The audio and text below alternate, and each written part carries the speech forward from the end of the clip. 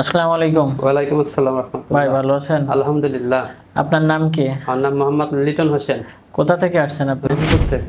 রংপুর থেকে। আজকে আমাদের অফিসে আসছেন কি জন্য? আজকে আসছি আমার যে ভিসা, টিকিট, পাসপোর্ট এগুলো নেওয়ার জন্য। আচ্ছা, আপনার ফ্লাইট আছে কয় তারিখে? ফ্লাইট হচ্ছে 20 তারিখ সকাল 6:45 45-এ। আচ্ছা, আমাদের অফিসে আসছিলেন কার মাধ্যমে?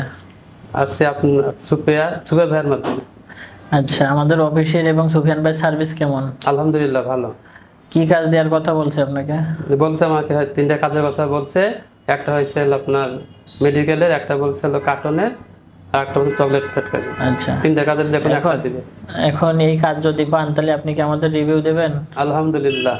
আচ্ছা, আপনি কি কি কাগজপত্র পাইছেন যদি আমাদের একটু দেখাতেন? আপনার বিমানের টিকিট এইভাবে পাইছি, দেখান আমাদের একটু। বিমানের টিকিট পাইছি, তারপর আরো কাগজ পাইছি, তারপর আপনার পাসপোর্ট পাইছি, পাসপোর্টের সাথে যে কাগজ থাকে সবই পাইছি। ম্যান পাওয়ার পাইছেন?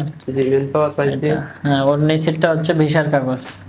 নিজেরটা হচ্ছে ভিসার কাগজ। জি, নিজেরটা সে কাগজ।